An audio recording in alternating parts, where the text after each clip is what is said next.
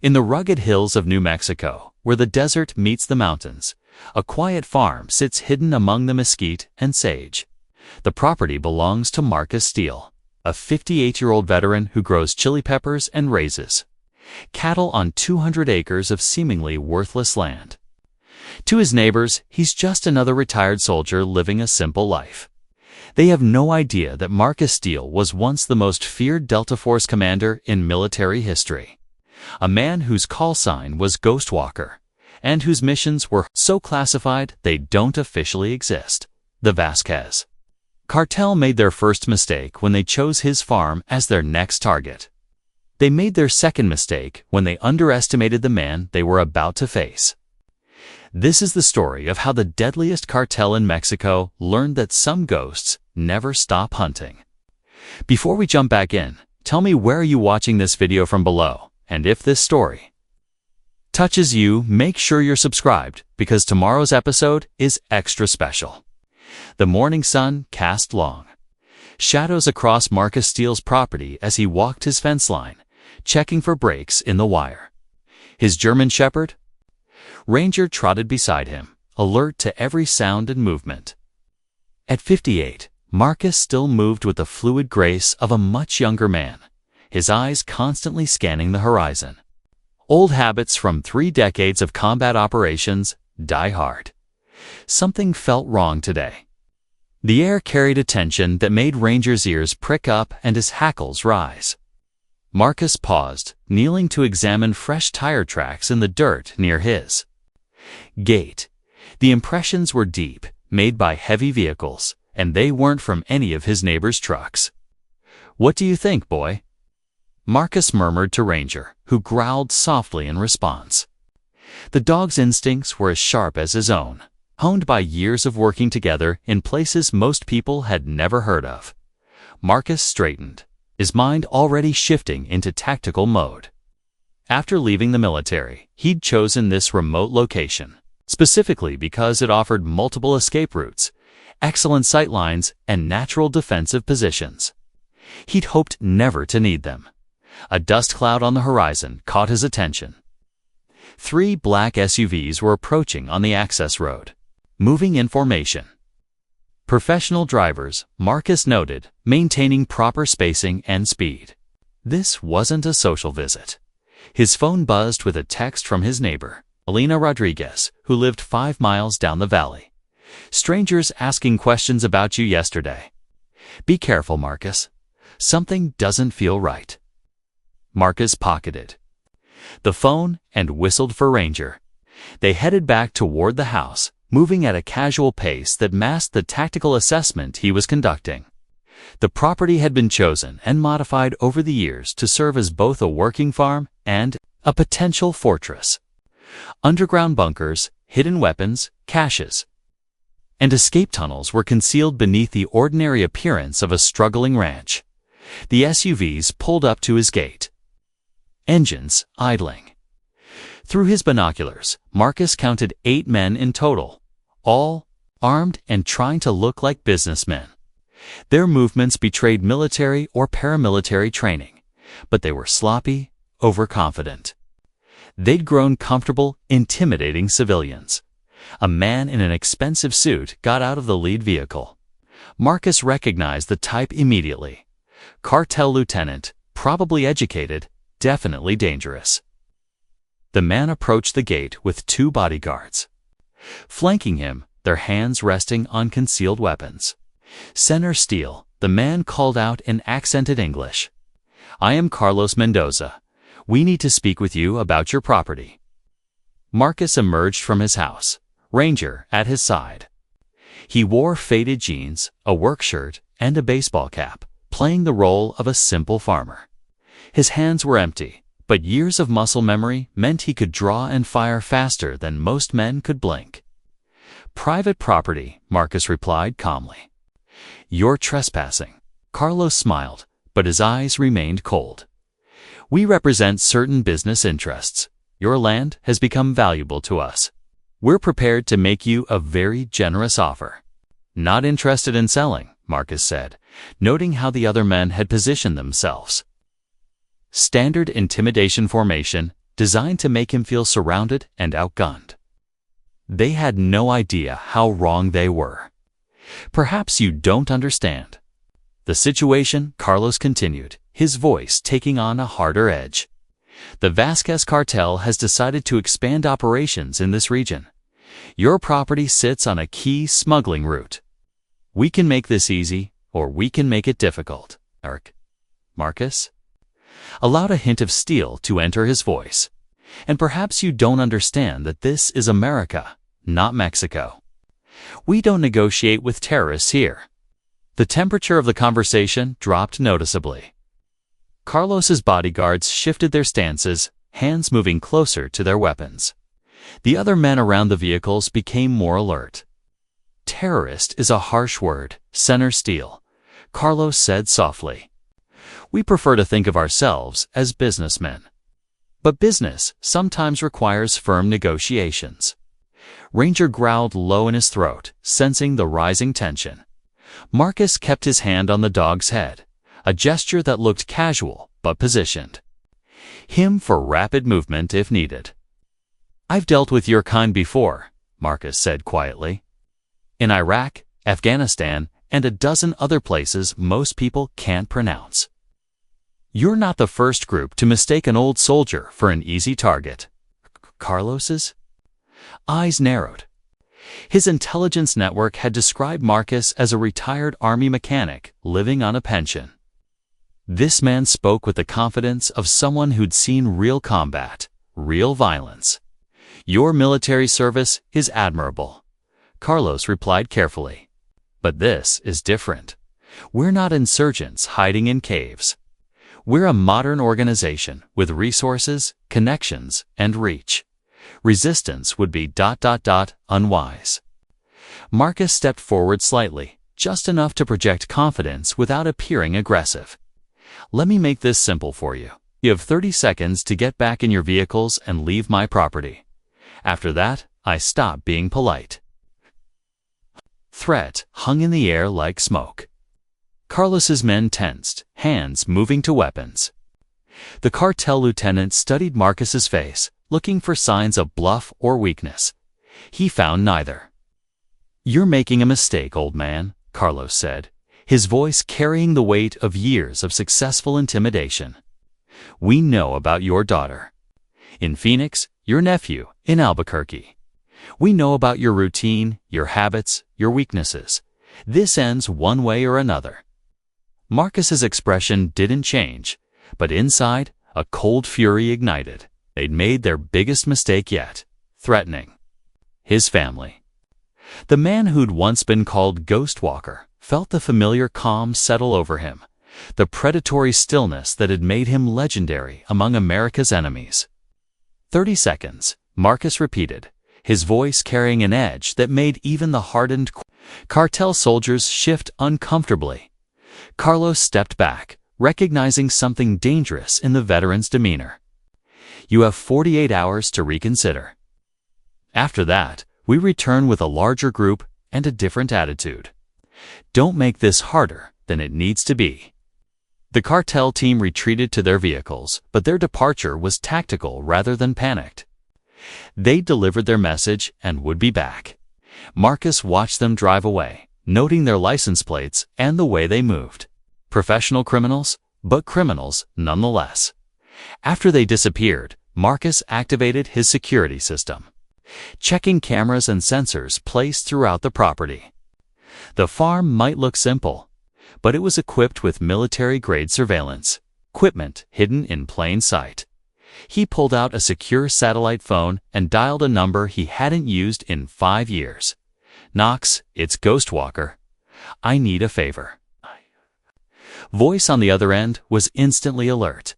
Marcus, thought you'd gone completely civilian. Cartels moving into the area. They just made it personal. I need intel on the Vasquez organization, and I need it fast. There was a pause. How deep do you want to go with this? Marcus looked out at the land he'd called home for the past decade, thinking about the quiet life he'd built and the family. These criminals had just threatened, as deep as it takes. They want to play hardball with someone they think is helpless. Time to remind them why they used to be afraid of the dark. After ending the call, Marcus began his preparations. The next 48 hours would determine whether he could resolve this peacefully or if the Vasquez cartel would learn why Ghostwalker had been the most requested operator in the Joint Special Operations Command, in the basement of his house, hidden. Behind a false wall, Marcus revealed an arsenal that would make most military units envious. Weapons, ammunition, communication equipment, and tactical gear, everything he'd need if diplomacy failed. Ranger watched from the doorway, hated his intelligent eyes, understanding that the peaceful days were over. The dog had been with Marcus through his final tours, trained to work silently and lethally alongside his master. Both of them were ready for whatever came next. Marcus spent the evening reviewing satellite imagery of the surrounding area, identifying cartel assets and mapping their likely approach routes. His property sat at the intersection of 3 major smuggling corridors, making it strategically valuable to criminal organizations. They'd chosen well, but they'd also chosen the wrong target. The intel from Knox arrived by encrypted email. The Vasquez cartel was indeed expanding northward, led by Miguel Vasquez, a former Mexican military officer who'd gone rogue. They specialized in intimidation and violence, with a reputation for leaving no witnesses.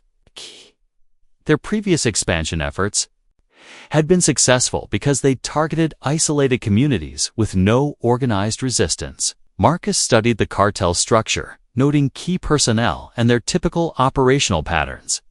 They relied heavily on overwhelming force and reputation, expecting their targets to surrender rather than fight. It was a strategy that had worked. Well, until now, his phone rang just after midnight. Alina Rodriguez's voice was tense with worry. "Marcus, they came to my house tonight, same men. They asked about your family, your routines. I told them nothing, but they left a message. They said the offer stands for 24 more hours. Alina, I need you to visit your sister in Santa Fe for a few days. Take the back roads and don't come home until I call." Marcus, what's going on? These men, they're not normal criminals. They have resources, connections. Maybe you should consider Alina, Marcus interrupted gently. Trust me, I've dealt with worse than this, but I need you safe while I handle it. After Alina agreed to leave, Marcus made additional calls. His nephew received instructions to take his family on an impromptu vacation. His daughter in Phoenix was warned to vary her routines and stay alert. The cartel's threats against his family had sealed their fate. Marcus spent the pre-dawn hours setting up defensive positions around his property. Motion sensors, cameras, and concealed fighting positions were prepared and tested. To any observer, the farm looked unchanged, but it had become a carefully planned battlefield. As the sun rose on the second day, Marcus received confirmation that his family was safe and the cartel had made no additional moves. They were waiting, confident in their intimidation tactics and preparing for what they assumed would be an easy victory. But Marcus had spent the night transforming his property into something very different. Every approach was covered, every defensive position prepared. The cartel would find that their target had become a trap, and the helpless farmer they'd threatened was actually one of the most dangerous men alive. The morning brought new intelligence. From Knox, the Vasquez cartel was planning to make an example of Marcus's resistance. They'd gathered a force of 20 men, including specialists in intimidation and violence. Their plan was to arrive in overwhelming numbers, destroy resistance quickly, and leave a message that would discourage further opposition. Marcus reviewed the intelligence while cleaning his weapons. 20 men was a substantial force, but not the largest he'd faced. The difference was that this time he was defending his home, his land, and his family's safety. The motivation was personal in a way that made him even more dangerous. Ranger sensed the change in his master's demeanor. The dog had been through enough combat to recognize when violence was imminent. He positioned himself near Marcus, alert and ready. The final preparations were methodical and precise. Marcus activated additional security measures, positioned supplies and equipment, and made final checks of his communication systems. If the cartel wanted a war, they would get one, but not the kind they expected. As evening approached, Marcus stood on his porch, watching the horizon. The peaceful farm that had been his sanctuary for a decade was about to become a battleground. The Vasquez cartel had chosen to threaten the wrong man, and they were about to learn that some warriors never truly retire. The last light of day faded behind the mountains, and Marcus prepared for the night ahead. Ghostwalker was about to emerge from retirement, and the cartel would discover why that name had once struck fear into the hearts of America's enemies around the world. The hunt was about to begin, and this time the cartel would be the prey. The attack came at 3:17 a.m., exactly when Marcus had predicted. The Vasquez cartel moved under cover of darkness, believing they held every advantage. 20 heavily armed men in 6 vehicles approached from 3 different directions, their night vision equipment and military-grade weapons, making them confident of a quick victory. They had no idea they were walking into a trap set by one of the most lethal operators in Special Forces history. Marcus watched from his concealed command post as the cartel forces deployed with textbook precision. Their leader, Miguel Vasquez himself, had come to personally oversee what he expected to be a demonstration of power. The cartel boss wanted to make an example that would discourage any future resistance in the region. "Ranger, quiet mode, Marcus," whispered to his German shepherd. The dog immediately dropped into a low crouch, his training from years of combat operations taking over. Both of them had done this dance before, in places far more dangerous than New Mexico. The first team of cartel soldiers reached the outer perimeter, moving in tactical formation toward the main house. They were professionals, Marcus noted, probably former military like their boss, but they'd grown comfortable fighting civilians and small-town police. They weren't prepared for Ghostwalker. Marcus activated his first surprise. Motion sensors triggered a series of infrared strobes, invisible to the naked eye but devastating to night vision equipment. The lead team suddenly found themselves blind, their expensive gear useless against a countermeasure they'd never encountered. "What the hell?" One of the soldiers cursed in Spanish, ripping off his night vision goggles. "The equipment's malfunctioning." Miguel Vasquez's voice crackled over their radio from his command vehicle. "Adapt and advance. He's just an old farmer." But Marcus was already moving. Years of combat in Iraq and Afghanistan had taught him that the initiative belonged to whoever struck first. He ghosted through the darkness, his suppressed rifle speaking in whispers as he systematically eliminated the cartel's outer security. The first soldier went down to a precision shot that dropped him instantly. The second managed to raise his weapon before Marcus's blade found his throat. The third never saw the shadow that ended his life with clinical efficiency. "Team 1, report," Miguel demanded over the radio. Only silence answered him. Marcus melted back into the darkness, repositioning to his next prepared fighting position. The cartel force was already adapting, switching to thermal imaging and tightening their formation. They were good, but they were about to learn the difference between good and legendary. The second wave approached more cautiously, covering each other's movements and checking corners. Marcus let them advance deeper into his kill zone before springing his next trap. Claymore mines, perfectly positioned and remotely detonated, erupted in sequence. The night lit up with deadly explosions. 3 more cartel soldiers died instantly, while 2 others were wounded and screaming. The professional assault had become a nightmare of confusion and death. "This is impossible," Carlos Mendoza shouted over the radio.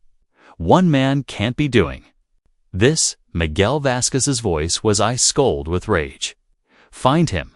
Kill him. I want his head. But Marcus was already 3 steps ahead. He'd studied the cartel's tactics, anticipated their responses, and prepared accordingly. Every move they made played into his hands, channeling them exactly where he wanted them. The remaining cartel forces regrouped, trying to establish a defensive perimeter. Marcus watched them through his thermal scope, counting targets and calculating angles. 15 men left, including Miguel and Carlos. Time to show them what real warfare looked like. His next strike came from an unexpected direction. Marcus had prepared fighting positions throughout his property, connected by concealed tunnels that allowed him to appear anywhere without being tracked. The cartel soldiers found themselves under attack from multiple directions, never knowing where the next shot would come from. He's everywhere at once. A panicked voice screamed over the radio. How is this possible? Marcus smiled grimly as he moved through his tunnel system. These men were used to intimidating farmers and shopkeepers. They'd never faced someone who had spent 3 decades perfecting the art of asymmetric warfare. The psychological pressure was as important as the physical damage. Each fallen comrade, each failed tactical maneuver, each moment of helplessness eroded their confidence. Marcus had learned in the mountains of Afghanistan that breaking an enemy's will was often more effective than breaking their bodies. Miguel Vasquez finally abandoned his command vehicle, realizing it made him a target. He moved forward with his remaining men, trying to take personal control of the situation. It was exactly what Marcus had been waiting for. You want to see the farmer? Marcus's voice echoed through the darkness, coming from speakers hidden around the property. Let me introduce you to someone else. They used to call me Ghost Walker. Ask around, some of your friends might remember the name. The effect was immediate. Several of the cartel soldiers froze, recognizing the legendary call sign. Ghost Walker was a name whispered in fear among insurgents and terrorists across the Middle East. Stories of his operations had become legend in the underground world. Impossible, Miguel breathed. Ghost Walker is a myth. Myths don't kill 12 of your men, Marcus replied, his voice seeming to come from everywhere and nowhere. But I'm about to make you believers. The next phase of the battle was a masterclass in close-quarters combat. Marcus emerged from concealment like a shadow given form, his movements fluid and precise. Each engagement lasted seconds. A suppressed rifle shot, a thrown blade, a silent takedown. The cartel soldiers were dying faster than they could react. Carlos Mendoza found himself separated from the group, alone in the darkness with a killer who had become legend. He raised his weapon, finger on the trigger, when a voice spoke directly behind him. You threatened my family, Marcus said quietly. That was your last mistake. Carlos spun around, but Marcus was already moving. The cartel lieutenant's weapon went flying as his arm broke with a sickening crack. He tried to scream, but Marcus's hand clamped over his mouth. Message for your boss, Marcus whispered. Tell him what happens to men who threaten American families. Carlos collapsed, alive but broken, his confident swagger replaced by terror. He would carry the message, but he would never be the same man again. Miguel Vasquez found himself down. 5 men, surrounded by bodies and facing an enemy he couldn't see or track. The arrogant cartel boss who had arrived expecting easy victory was now fighting for his life against a ghost. Show yourself. Miguel screamed into the darkness. Fight like a man. Marcus's laughter echoed around them, cold and pitiless. You brought 20 men to kill 1 farmer. Now you want to talk about fighting like a man. The psychological warfare was complete. The surviving cartel soldiers were jumping at shadows, firing at nothing, their discipline completely broken. They'd come as predators and found themselves prey. Marcus decided to end it. He activated his final surprise, floodlights that turned. Night into day, blinding the remaining cartel forces. In the sudden illumination, he appeared like an avenging angel, his rifle speaking death with mechanical precision. 3 shots, 3 kills. The cartel soldiers dropped without ever seeing their killer clearly. Miguel Vasquez stood alone, his empire of intimidation crumbling around him. The man who had built his reputation on fear now faced something more terrifying than anything he'd ever encountered. "You're finished," Marcus said, stepping into the light. His tactical gear was pristine, his breathing steady. He looked like a man who had just finished a training exercise rather than a deadly battle. Miguel raised his weapon, but his hands were shaking. "You think this ends here? I have an army. I have resources." "You had 20 men," Marcus replied, calmly. "Now you have Carlos crawling toward your car and a decision to make. Walk away and never come back, or join your soldiers." The cartel boss looked around at the bodies of his men, at the evidence of tactical mastery beyond anything he'd ever witnessed. His reputation was built on being the most dangerous man in Mexico. Tonight, he'd learned he wasn't even close. "Who are you?" Miguel whispered. "But the man who protects this land," Marcus answered. "The nightmare you should have left sleeping, and I'm giving you one chance to disappear forever." Miguel Vasquez, the feared cartel leader who had never retreated from a fight, slowly lowered his weapon. He helped the wounded Carlos to their vehicle, his eyes never leaving Marcus's face. "This isn't over," Miguel said, trying to salvage some dignity. "Yes, it is," Marcus replied. "Tell everyone what happened here. Tell them what happens when predators become prey. And if you ever threaten my family again, I'll hunt you to the ends of the earth." The surviving cartel members retreated into the night, their vehicles disappearing into the darkness. Marcus watched them go, knowing they would never return.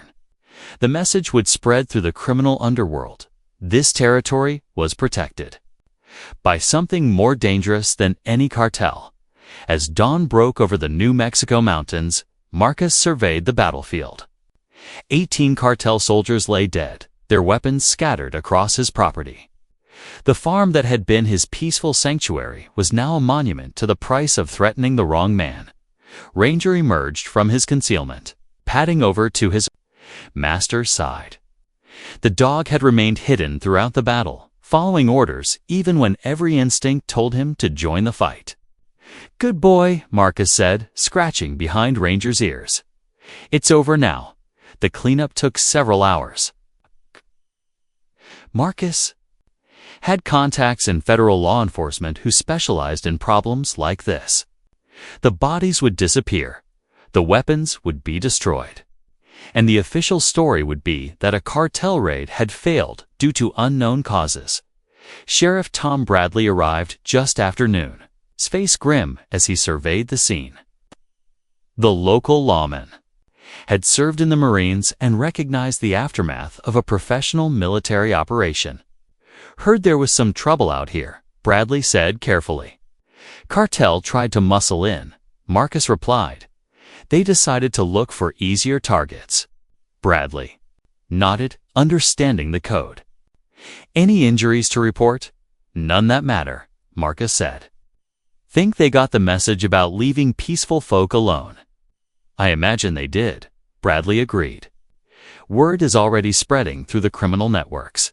Seems like the Vasquez cartel is pulling back from this whole region. Amazing what happens when predators meet something with bigger teeth." Over the following days, the story of the failed cartel raid spread through the underworld like wildfire. Details became exaggerated, but the core message remained clear. The territory was protected by someone who made professional killers look like amateurs. Elena Rodriguez returned from Santa Fe to find her neighbor working in his garden, Ranger sleeping in the shade nearby. The farm looked peaceful, normal, with no sign of the violence that had occurred. "Everything okay?" she asked. "Just fine," Marcus replied, pulling weeds with the same methodical precision he'd used to eliminate threats. "Don't think we'll be having any more trouble with unwanted visitors." Alina studied his face, noting the calm confidence that hadn't been there before. "You know, there are stories going around. People saying a whole cartel army just vanished in the night. Some folks are calling it a miracle." Marcus smiled, continuing his gardening. "Sometimes the land protects itself. Sometimes the right person is in the right place at the right time. And sometimes," Alina said knowingly, "old soldiers never really retire." Marcus didn't reply, but his smile widened slightly. Ghostwalker had returned to his rest, but the message had been sent. The territory was protected, his family was safe, and the predators had learned to fear the darkness again. Miles away, in a safe house across the border, Miguel Vasquez sat with his head in his hands. His empire was crumbling, his reputation destroyed by one man he'd underestimated. The story of Ghostwalker's return would follow him for the rest of his life, a reminder that some battles should never be fought. Carlos Mendoza, his arm in a cast and his spirit broken, stared at the wall without speaking. The confident Cartel lieutenant who had threatened a farmer was gone, replaced by a man who jumped at shadows and woke screaming from nightmares. The Vasquez Cartel's expansion into New Mexico ended that night. Other criminal organizations, hearing the story, decided to find territories that didn't include retired Delta Force commanders. The region became known as a place where criminals didn't prosper, where predators learned to fear the prey. Marcus Steele returned to his quiet life, tending his crops and raising his cattle. To his neighbors, he was still just a retired soldier living simply. They didn't know that Ghostwalker watched over them, that one of the most lethal operators in military history had chosen their valley as his home. But the criminal world knew. And in the shadows where predators lurked, the name Ghostwalker was whispered with the respect reserved for legends. The farm in New Mexico had become a symbol, proof that some warriors never truly retire, and that threatening the wrong person could cost more than anyone was willing to pay. The desert wind carried the message. Across the borderlands, this territory was protected. The guardian might look like a simple farmer, but he was something far more dangerous. And anyone foolish enough to test him would learn why the darkness itself feared the Ghostwalker. In the end, 20 cartel soldiers had come to intimidate one old man. Only 2 had lived to tell the tale. The message was clear, written in blood and terror. Some wolves wear sheep's clothing, and some farmers are actually wolves in disguise. The hunt was over. The predators had become prey. And Ghostwalker had reminded the world that legends never truly die. They just wait for the right moment to return.